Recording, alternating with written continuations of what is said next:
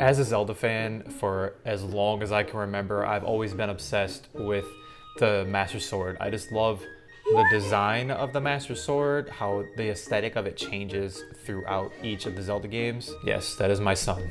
I'm on daddy duty, all right? Cut me a break. I think we all can agree that the Master Sword has been a staple throughout the Legend of Zelda series, but that being said, in Tears of the Kingdom, much like Breath of the Wild, I feel like the Master Sword is going to be pretty much useless. Let's talk about it. Before we dive into the details about the main topic of this video, let's set the stage for any of you who might be unfamiliar with Tears of the Kingdom's context. The Legend of Zelda Breath of the Wild released in 2017, right? It was a groundbreaking open-world adventure game that set a new standard for the Legend of Zelda franchise. If you've been a part of the Zelda community for a while, you know that Zelda, for the most part, has been a pretty linear game. You know, go here, then go there, then do this, then this happens. But Breath of the Wild completely flipped the script, man. It captivated both longtime fans, some of them, and newcomers alike, with its brand new expansive world where quite literally everything you've seen you could interact with in some way. The engaging gameplay and a story that some of us loved while some thought was pretty lackluster. I would say that I personally fall into that latter group. Now, all signs are showing us that Tears of the Kingdom is aiming to build upon Breath of the Wild's success by utilizing its core elements that made the game itself stand out amongst the rest of the Zelda games, while introducing innovative ideas and never-before-seen features to the mix, if you will. This new installment to the Zelda franchise promises to give the fandom an even richer and more immersive experience. Is that even possible?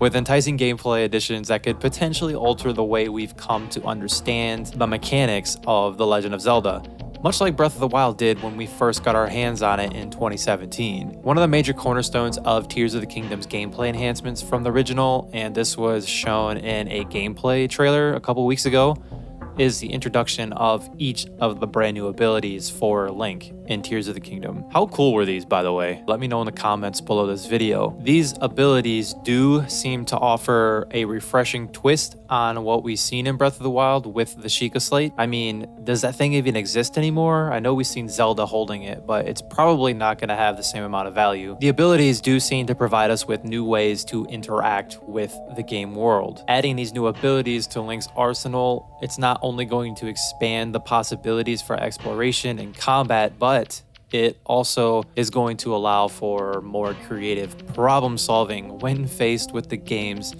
numerous puzzles and challenges, which with a Zelda game, these are more than likely going to be a thing. The Zelda series is known for its puzzles. I also feel like these new abilities are going to add the squirrel effect back into things, which is what I suffered from a ton in Breath of the Wild. There were so many instances where I was thinking to myself, okay, no more exploring, I'm going to follow the story, right, and learn some more of the plot. Well, unfortunately, that never worked out for me because there was always another shiny object that I just had to check out, whether that be an enemy camp with a treasure chest to loot, or just seeing a new area on the map that I haven't even explored yet. I mean, it's on the way, I might as well explore it. Can't count how many times I've said that. This is why I coined it the squirrel effect. Not to mention, with all these new abilities coming to Tears of the Kingdom, this is only going to be amplified. Oh well. Let me know in the comments if you can relate to what I'm talking about. Of all the new abilities in The Legend of Zelda Tears of the Kingdom, I think the Fuse ability is easily the most impressive. It completely changes the way you interact with the environment. Fuse is going to allow you to meld together virtually any environmental object in order to create makeshift vehicles and weapons, which then allows you to make stronger weapons as a byproduct. While fusing a rock to a tree branch may only get you +1 attack, it's still an increase in attack, which is pretty cool to me. In a sense, you are the blacksmith.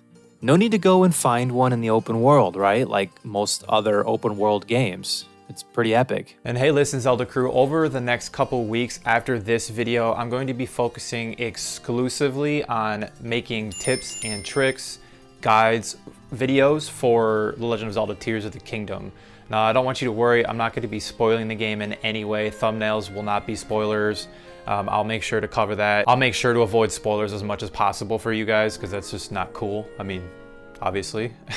So towards the beginning of the release of Tears of the Kingdom, I will just be focusing exclusively on like beginning guides, tutorials, tips and tricks like that.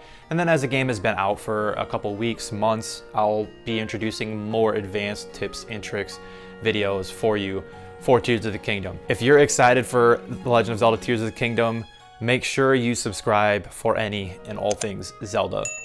Appreciate your face. This revolutionary new feature called Fuse, in a nutshell, enables a brand new level of creativity and resourcefulness never before seen in the Zelda franchise.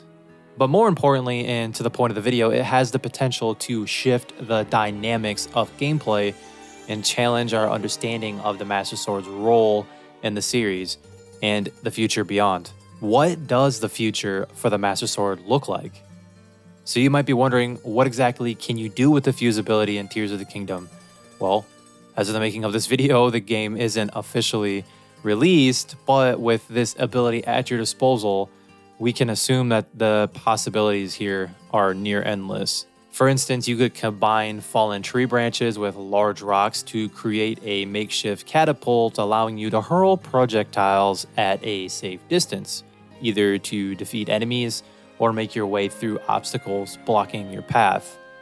Another example, you could harness the power of electricity by linking metallic objects together, which would create a conductive path that can be used to activate various mechanisms in the game, or even electrify your weapons for some extra damage against the enemy. I know, Zelda crew, this was something you could do in Breath of the Wild, but I feel like it could be done in a more creative way this time around. Can somebody say electric stick? Yes, I hope we have an electric stick in Tears of the Kingdom. I think one of the things about the Fuse ability that I'm really going to enjoy is that it is going to encourage us to think creatively and explore multiple solutions to challenges that will arise in Tears of the Kingdom. I think that this, and of course Breath of the Wild had its moments with this as well, flexibility is going to add depth to the gameplay, and it's going to reward experimentation, which basically means that no two playthroughs of this game are going to be the same. Replayability. Man, that sounds nice, doesn't it? Considering the versatility and potential of the Fuse ability, it's only natural that we'd be curious about its impact on the role of the Master Sword in Tears of the Kingdom.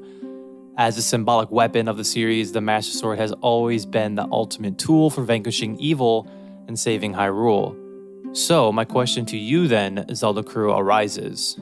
Will the Fuse ability and the abundance of makeshift weapons it creates dethrone the legendary Master Sword once and for all? This newfound freedom to experiment with the environment and create custom solutions in real time is going to reshape the way puzzles and challenges are tackled. Kind of talked about this earlier. Instead of focusing on specific weapons or items for combat or puzzle solving, we're going to need to think more strategically about the resources available in our surroundings and how we can manipulate those resources with the Fuse ability to advance through the game.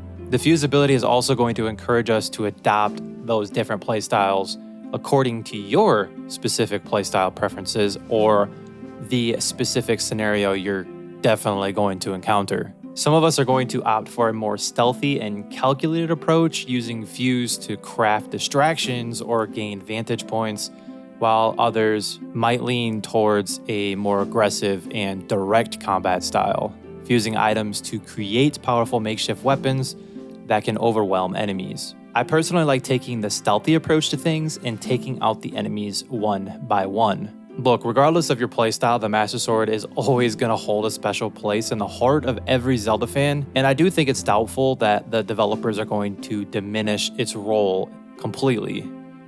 Instead, I think the Fuse ability might work alongside the iconic weapon, offering complementary options and strategic opportunities for us to explore as we embark on yet another unforgettable adventure throughout this version of Hyrule. The fusibility is a prime example of how the game is set to push the boundaries of the Zelda formula. Zelda fans, it is such a fantastic time to be a Zelda fan, and I can't wait to see how these fresh additions play out when we finally get our hands on The Legend of Zelda Tears of the Kingdom. There was a Zelda video that I made a couple weeks back that got a lot of negative comments. Keep in mind that this Zelda video was made before the final trailer was released. I agree, a little bit of bad timing on my part, but just go into this video right here with an open mind and understand that I was just portraying my thoughts as a legit Zelda fan. So check out this video next. Much love, Zelda crew. I'll see you over there.